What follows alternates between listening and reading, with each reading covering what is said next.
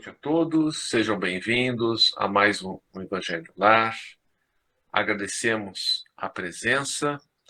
Antes, apenas um pequeno aviso, que as imagens, os depoimentos aqui serão utilizados no canal de YouTube. Então, quem não estiver de acordo, eu peço gentilmente que deixe a nossa reunião. Bom, feito esse aviso, né? Peço ao Rubem que faça a prece inicial. Nosso Pai, na terra e no céu, sagrado é teu nome. Seja feita a vossa vontade, assim na terra como no céu. Dai-nos do teu pão o suficiente para o dia. Em tua compaixão, perdoai-nos e alargai-nos nossos corações, para que perdoemos uns aos outros. Guia-nos para ti, Senhor, e dá-nos tuas mãos em nossas trevas, pois teu é o reino e em ti estão o nosso poder e realização. Amém. Rogamos a Deus, ao Senhor Deus Todo-Poderoso, enviar-nos bons espíritos para nos assistirem, afastar aqueles que possam induzir-nos ao erro e dar-nos a luz necessária para distinguirmos a verdade da impostura. Afastai também os espíritos malfazejos, encarnados ou desencarnados, que poderiam tentar lançar a desunião entre nós e com isso desviar-nos da caridade e do amor ao próximo. Se alguns procurarem penetrar nesse recinto, fazei que não encontrem acesso em nossos corações. Bons espíritos, que vos dignais vir instruir-nos, tornai-nos dóceis aos vossos conselhos, afastai-nos de todo pensamento egoísta, de orgulho, de inveja e de ciúmes, inspira-nos a indulgência e a benevolência, para com os nossos semelhantes presentes ou ausentes, amigos ou inimigos. Fazei, enfim, que pelos sentimentos que nos animarem, possamos reconhecer a vossa salutar influência. Dai aos médiuns que encarregardes de nos transmitir os vossos ensinamentos, a consciência da santidade do mandato que lhes é confiado e da gravidade do ato que vão praticar, a fim de que o façam com o fervor e o recolhimento necessários. Se estiverem entre nós pessoas que foram atraídas por outros sentimentos, e não o do bem, abre os seus olhos à luz, Senhor, e perdoai-as como nós as perdoamos. Se vieram com intenções malfazejas, pedimos especialmente aos espíritos de luz, nossos guias espirituais, para nos assistirem e velarem por nós nesse ato. Assim seja. Que assim seja. Bom, o capítulo então sorteado foi o capítulo 14, página 197 do Evangelho segundo o Espiritismo. Eu vou passar a ler agora. Honrai o vosso pai e a vossa mãe. Sabei os mandamentos. Não cometereis adultério, não matareis, não roubareis, não prestareis falso testemunho, não fareis agravo a ninguém. Honrai a vosso pai e a vossa mãe. Honrai a vosso pai e a vossa mãe, a fim de viverdes longo tempo na terra, que o Senhor vosso Deus vos dará. Piedade filial. O mandamento honrai a vosso pai e a vossa mãe é um corolário da lei geral de caridade, de amor ao próximo, visto que não pode amar a seu próximo aquele que não ama seu pai e a sua mãe. Mas o termo honrai encerra um dever a mais para com eles, o da piedade filial. Quis Deus mostrar, por essa forma, que ao amor se deve juntar o respeito, as atenções, a submissão e a condescendência, o que envolve a obrigação de cumprir-se para com eles, de modo ainda mais rigoroso, tudo que a caridade ordena relativamente ao próximo em geral. Esse dever se estende naturalmente às pessoas que fazem às vezes de pai e de mãe, as quais tanto maior mérito têm, quanto menos obrigatório é para elas o devotamento. Deus pune sempre com rigor toda violação a esse mandamento. Filho, papai não pode agora, filho. Obrigado. Honrai a seu pai e a sua mãe. Não consiste apenas em respeitá-los. É também assisti-los na necessidade. É proporcionar-lhes repouso na velhice. É cercá-los de cuidados, como eles fizeram conosco na infância. Sobretudo para com os pais sem recursos é que se demonstra a verdadeira piedade filial. Obedecem a este mandamento os que julgam fazer grande coisa porque dão aos seus pais o estritamente necessário para não morrerem de fome, enquanto eles de nada se privam, atirando-os para os cômodos mais ínfimos da casa, apenas para não os deixar na rua, reservando para si o que é de melhor e de mais confortável. Ainda bem quando não o fazem de má vontade, não os obrigam a comprar caro o que lhes resta viver, descarregando sobre eles o peso do governo da casa. Será então aos pais fracos e velhos que cabe servir a filhos jovens e fortes? Tem-lhes a mãe vendido leite quando os amamentava? Contou porventura suas vigílias quando eles estavam doentes? Os passos que deram para lhes obter o de que necessitavam? Não. Os filhos não devem a seus pais pobres só o estritamente necessário. Devem-lhes também, na medida do que puderem, os pequenos, nada supérfluos, as solicitudes, os cuidados amáveis, que são apenas o juro do que receberam, o pagamento de uma dívida sagrada. Unicamente é a piedade filial grata a Deus. Aí, pois, daquele que ouvida o que deve aos que o amparam em sua fraqueza, que com a vida material lhe deram a vida moral, que muitas vezes se impuseram duras privações para lhe garantir o bem-estar. Ai do ingrato! Será punido com a ingratidão e o abandono. Será ferido em suas mais caras afeições. Às vezes, já na existência atual, mas com certeza na outra, em que sofrerá o que houver feito aos outros. Alguns pais, é certo, descuram de seus deveres e não são para os filhos o que deveriam ser.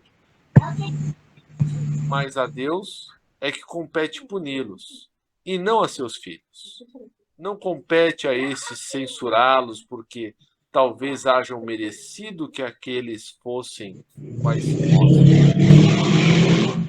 Se a lei de caridade manda se pague o mal com o bem, se seja indulgente para as imperfeições de outrem, se não diga mal do próximo, se lhe esqueçam e perdoem os agravos, se ame até os inimigos, quão maiores não hão de ser essas obrigações, tratando-se de filhos para com os pais. Devem, pois, os filhos tomar como regra de conduta para com seus pais todos os preceitos de Jesus concernentes ao próximo, e ter presente que todo procedimento censurável com relação aos estranhos, ainda mais censurável se torna relativamente aos pais. E o que talvez não passe de simples falta no primeiro caso, pode ser considerável um crime no segundo, porque aqui a falta de caridade se junta à ingratidão. Deus disse: honrai a vosso pai e a vossa mãe, a fim de viverdes longo tempo na terra que o Senhor vosso Deus vos dará. Porque promete ele como recompensa a vida na terra, não a vida celeste? A explicação se encontra nessas palavras, que Deus vos dará, as quais, suprimidas na moderna fórmula do Decálogo, lhe alteram o sentido. Para compreendermos aqueles dizeres, temos de nos reportar à situação e às ideias dos hebreus naquela época. Eles ainda nada sabiam da vida futura, não lhes indo a visão além da vida corpórea. Tinham, pois, de ser impressionados mais pelo que viam do que não viam. Fala-lhes Deus, então, numa linguagem que lhes estava mais ao alcance, como se dirigisse a crianças. Põe-lhes em perspectiva o que os pode satisfazer. Acham-se eles ainda no deserto. A terra que Deus lhes dará é a terra da promissão, o objetivo das suas aspirações. Nada mais desejavam do que isso. Deus lhe diz que viverão nela um longo tempo, isto é, que a possuirão por longo tempo, se observarem seus mandamentos. No entanto, ao verificar-se o advento de Jesus, eles já tinham mais desenvolvidas suas ideias. Chegada a ocasião de receberem a alimentação menos grosseira, o mesmo Jesus os inicia na vida espiritual, dizendo: meu reino não é deste mundo. Lá e não na terra é que recebereis a recompensa das vossas boas obras. A essas palavras, a terra prometida deixa de ser material, transformando-se numa pátria celeste.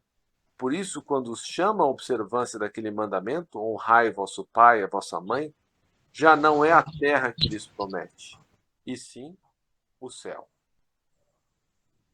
Algum comentário, Rubão?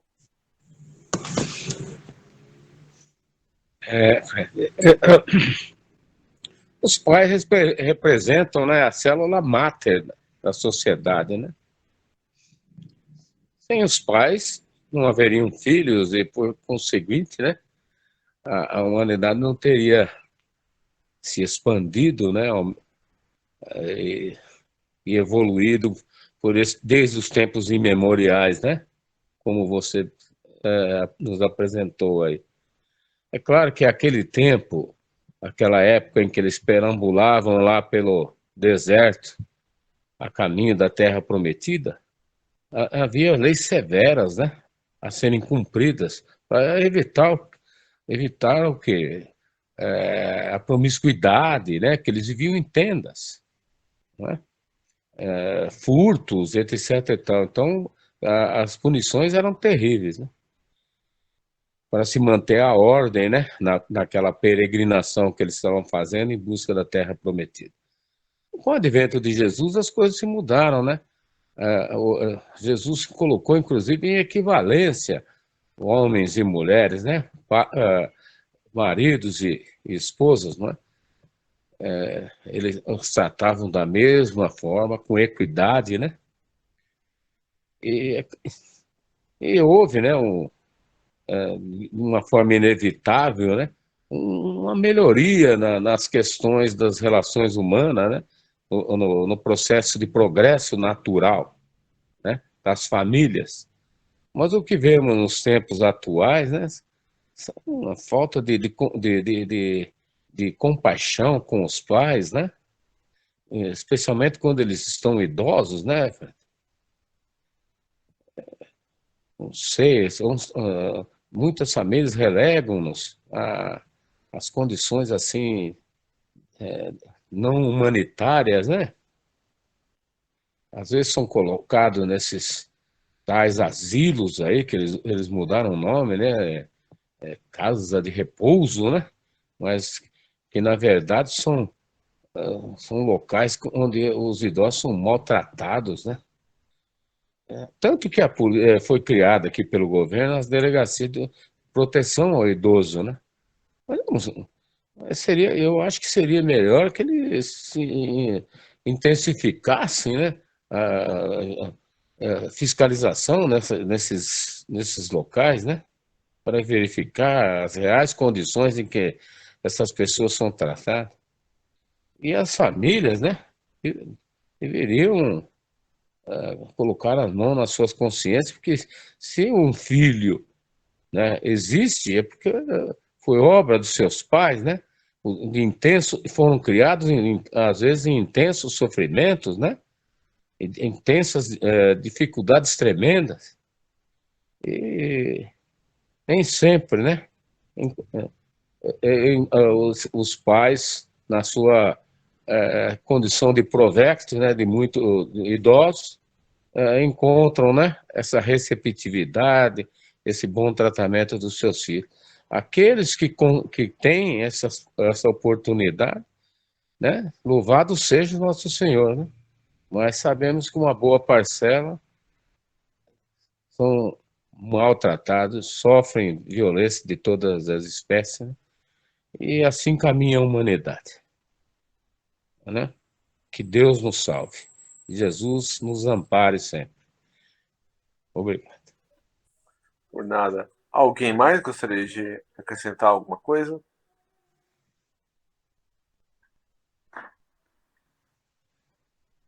Não, Fred. Vou ler mais um pouco, então. Quem é minha mãe e quem são meus irmãos?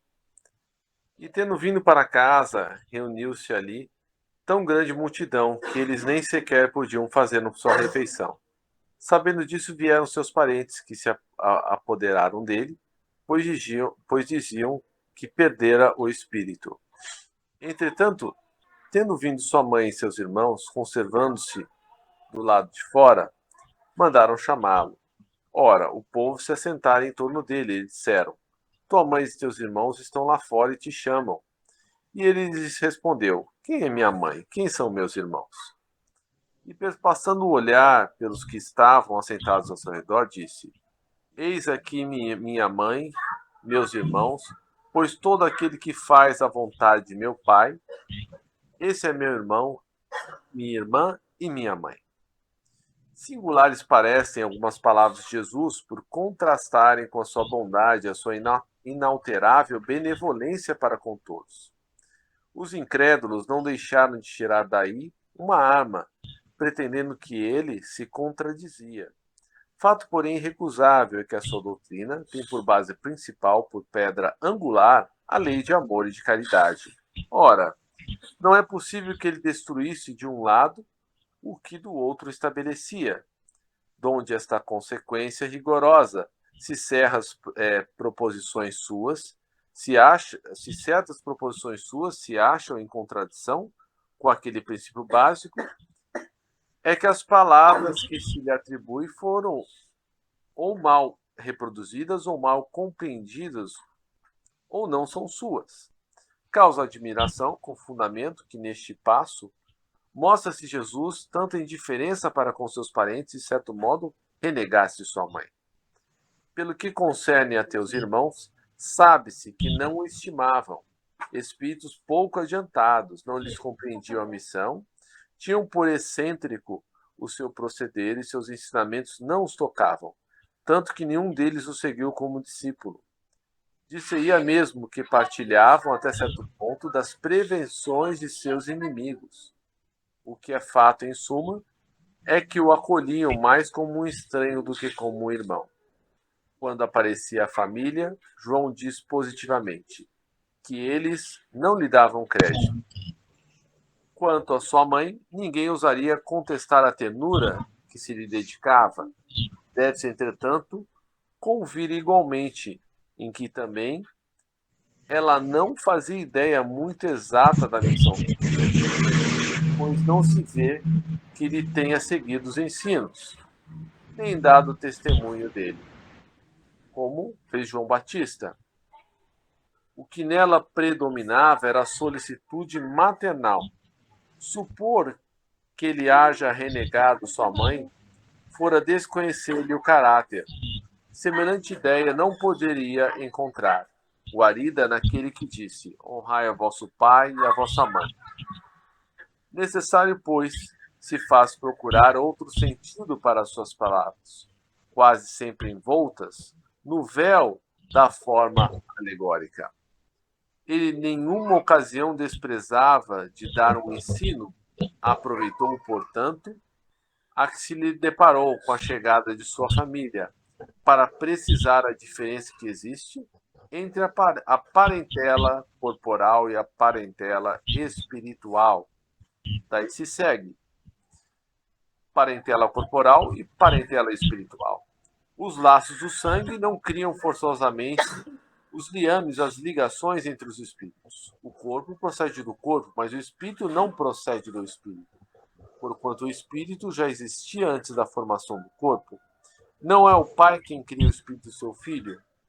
Ele não faz mais do que lhe fornecer um invólucro corpóreo, cumprindo-lhe, no entanto, auxiliar o desenvolvimento intelectual e moral do filho, para fazê-lo progredir. Os que encarnam numa família, sobretudo como parentes próximos, são, as mais às vezes, espíritos simpáticos, ligados por anteriores relações, que se expressam por uma afeição recíproca na vida terrena. Mas também pode acontecer sejam completamente estranhos uns aos outros. Esses espíritos, afastados entre si por antipatias igualmente anteriores que se traduzem na Terra por um mútuo antagonismo, que aí lhes serve de provação, não são os da consanguinidade os verdadeiros laços de família, e sim da simpatia, da comunhão das ideias, os quais prendem os espíritos antes, durante e depois de suas encarnações. Segue-se que os dois seres nascidos de pais diferentes podem ser mais irmãos pelo espírito do que se o fossem pelo sangue. Podem então atrair-se, buscar-se, sentir prazer quando juntos, ao passo que dois irmãos consanguíneos podem repelir-se, conforme se observa todos os dias. Problema moral que só o Espiritismo poderia resolver com a pluralidade das existências. Então, é interessante a gente colocar que, por essa questão, Jesus quis dizer, que, na verdade, todos eram e são seus parentes espirituais, inclusive nós. Todos nós temos essa prerrogativa com Cristo, de sermos seus irmãos menores. E essa passagem explica o porquê da pluralidade das existências, das reencarnações, como forma de nós voltarmos ao cenário terrestre com aqueles que magoamos ou que nos magoaram. Por isso que o Espiritismo consegue explicar essa antipatia nas famílias, como também a empatia que temos, a afinidade que temos com alguns membros de nossa família e com outros não. E, por exemplo, eu com o meu irmão, durante um tempo razoável, não nos dávamos bem. Só conseguimos nos dar bem assim, depois da maioridade, mais alguns anos. E é interessante que a prática do Evangelho, a prática que fazemos hoje, acabou por nos aproximar ainda mais. Então, possivelmente, tivemos algum ponto de desavença em uma vida anterior. Meu pai, já desencarnado, tinha muito mais afinidade com meu irmão do que comigo. E eu tenho muito mais afinidade com minha mãe. Então, essas ligações que nos acompanham, por elas nós já podemos inferir, nós já podemos deduzir quem magoou quem, apesar de não sabermos exatamente a causa, o que foi, já podemos deduzir que coisa boa não deve ter sido, e que estamos aqui reunidos, com aqueles que magoamos e que nos magoaram, num trabalho de redenção. Rubem, pessoal? Fred, a família de Jesus já sabia de antemão que ele era o filho da promessa, era um Messias,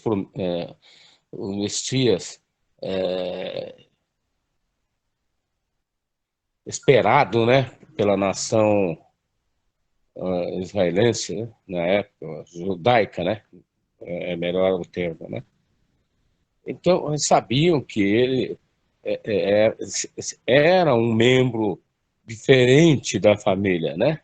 Alguém superior espiritualmente, que se tornaria pai de toda a humanidade. Daí, né, talvez eles tivessem uma posição assim, mais retraída, né, no trato com Jesus.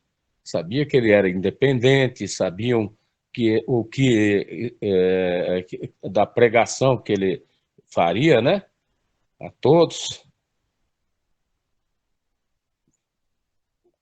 E desta forma, né, aqui estamos, né, 2000 anos depois de tudo isso, né.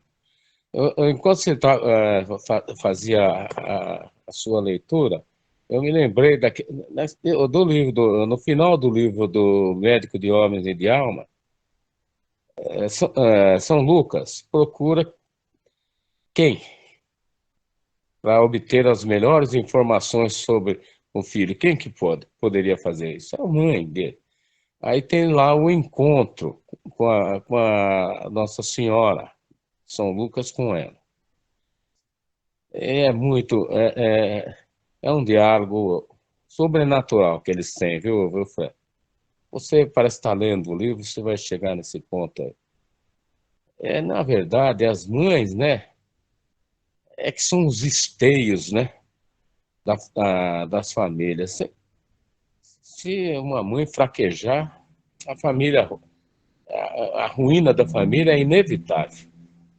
Então, nós oremos muito pelas nossas mães, por todas as mães da terra, de todos os reinos, né?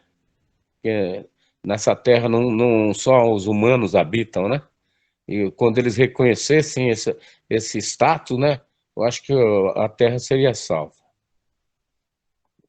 E estamos aí pela misericórdia de Deus, né? E pela bênçãos de Nosso Senhor. Obrigado. Obrigado, Rubem. Mais alguém? Não. Perfeito, então. Vamos passar agora à última parte do nosso evangelho, em relação às vibrações. Vamos elevar os nossos pensamentos a Jesus, pedindo que Ele abençoe todos os nossos irmãos desencarnados em sofrimento, principalmente aqueles que saíram da vida terrestre pela porta do suicídio, né? A nossa irmã Verena, o Elias, a Juliana, o Alain e tantos outros. Que todos eles sejam amparados pela misericórdia divina. Peçamos também pelos nossos irmãos encarnados que estão em sofrimento, que a espiritualidade maior, governada por Jesus, possa lhes evitar a desencarnação pelo suicídio. E peçamos a Jesus que nos fortaleça para que possamos cumprir com coragem os nossos deveres, onde quer que eles nos levem, fazendo assim a nossa pequena parte na construção do mundo de regeneração que Ele nos prometeu, mas que começa no coração de cada um de nós. Por favor, meu amigo, prece de encerramento. Agradecemos aos bons espíritos que vieram comunicar-se conosco. Pedimos que nos ajudem a pôr em prática as instruções que nos deram e façam que cada um de nós, ao sair daqui, esteja fortificado na prática do bem e do amor ao próximo. Desejamos igualmente que essas lições sejam proveitosas para os espíritos sofredores, ignorantes ou viciosos, que puderam assistir a esta reunião e para os quais suplicamos a misericórdia de Deus. Amém. Que assim seja. Obrigado a todos e até amanhã, se Deus quiser. Amém. Boa noite, obrigada. Obrigado a todos. Deus abençoe.